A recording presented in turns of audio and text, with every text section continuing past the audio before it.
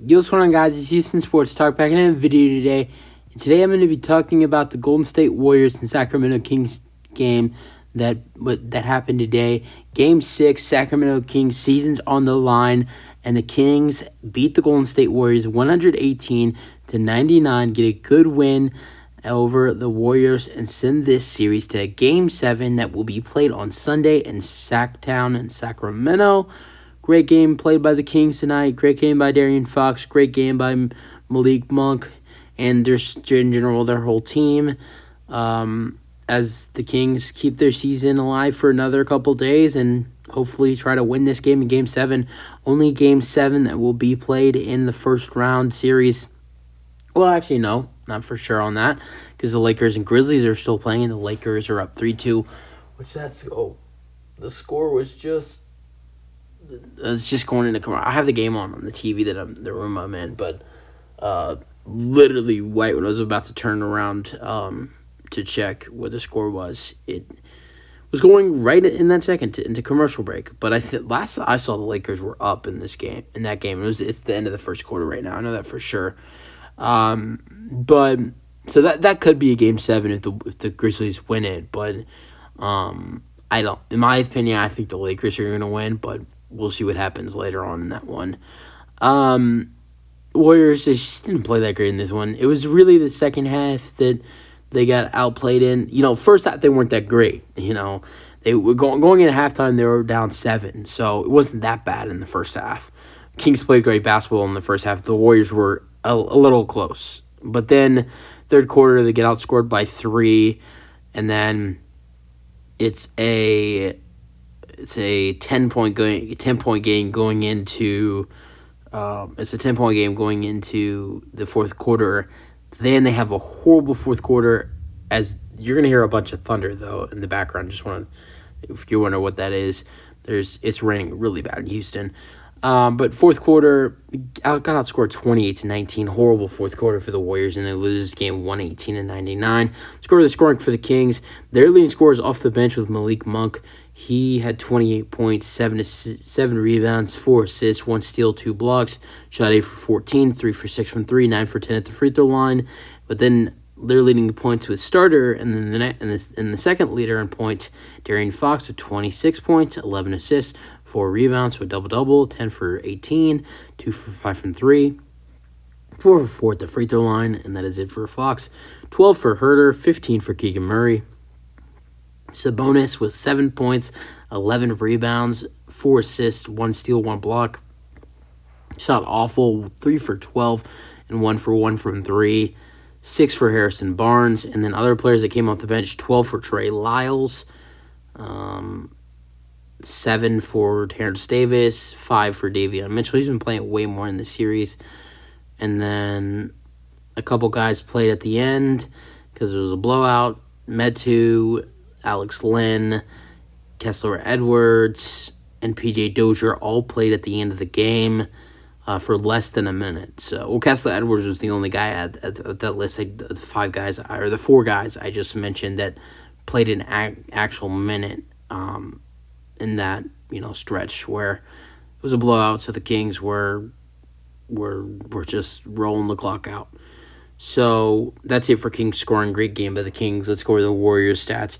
29 points for Stephen Curry. He scored the most points in this whole ball game. Curry was 29, 9 for 21, 5 for 12 from 3. Way better three-point shooting night than he had the other night. I think he was 2 for 10, I believe Curry was the other night, or 2 for 12, something like that.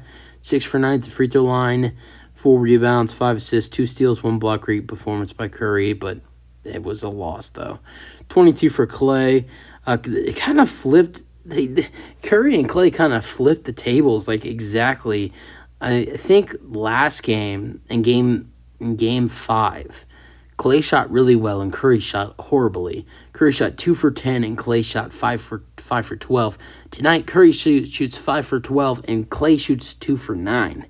So they basically flipped the same amount shooting, but Clay took 1 less 3. The stats basically just reversed between the two. But Clay did score 22 in this one, 8 for 20, 2 for 9 from 3. Did all right besides his 3-point struggles with 2 for 9, 4 for 4 at the free throw line, 2 rebounds, 0 assists, 0 steals, 0 blocks. Then 13 for Andrew Wiggins, 7 for Kevin Looney, 7 for Jordan Poole. Not that great of a night for him. 2 for 11, 2 steals, 1 assist. Then Moody got a lot of more minutes than he has in the whole series. He had 9 points in this game with 16 minutes. DiVincenzo had 8 points. Gary Payton played 10 minutes with 0 points. Only took 1 shot, had 3 rebounds, though. Draymond Green came off the bench again, but this time his minutes went way down. He had 4 points. After having his first 20-point game in over 4 years, Draymond Green. Or not over 4 years. December 25th, 2019. So just over 3 years. So about 3 years and a couple months for Draymond. So 4 points and 10 assists, 2 blocks and 1 steal and 4 rebounds for Draymond tonight. Shot 1 for 2, 2 for 2 at the free throw line. And then at the end of the game, just like the Kings, some players got some minutes at the end. Kuminga, JaMychal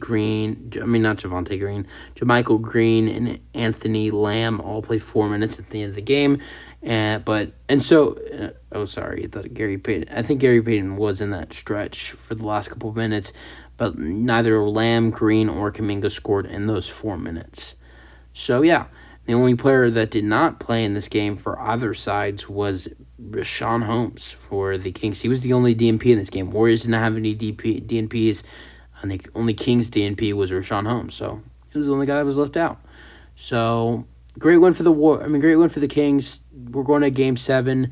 Sacramento has a little bit of an advantage, being at home with such a hot, just an amazing crowd, and the Warriors not being that great of a road team. Even though the Warriors won Game 5 on the road, can they win back-to-back road games? Can the Warriors really win back-to-back road games when they've been so awful on the road this season? I think what were they, 5 and something on the road? I think 5 and 34. I think something. It might have been a little better. I think it was maybe 6 and 34. Well, there's 41 games, so I think they were like 7. I think they were 7 and 34 on the road this season. So going 7 and 34 on the road this season, and that number could be wrong, but I do remember at one point it was they're 5 and 32, and then the next we heard they were 6 and 33 or something, and then I remember them saying they were 6 and 34, and then they won their final road game against the Blazers. So they were 7. I think they were 7 and 34 on the road, but I'm not too sure on that. So a team that was so horrible on the road, and not only were they so horrible on the road, but they last year they won the NBA championship. So it's been one of the worst NBA, it's been one of the worst NBA repeating champions ever, on the road. I mean, sorry, I probably said that way wrong. The Warriors have been one of the worst champions the next season. To have the Warriors have had the worst record on the road coming from in history, from being an NBA champion and to now going 7 and 34 on the road. I still can't say that right, but the Warriors were awful on the road this season, and they did a great job in Game 5 on the road.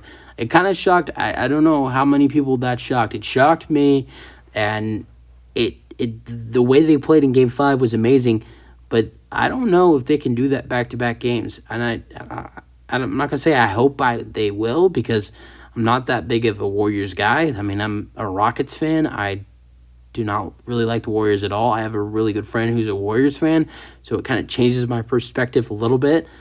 But I honestly don't know what's going to happen in Game 7. I think that's going to be a really good game on Sunday, and I can't wait for it.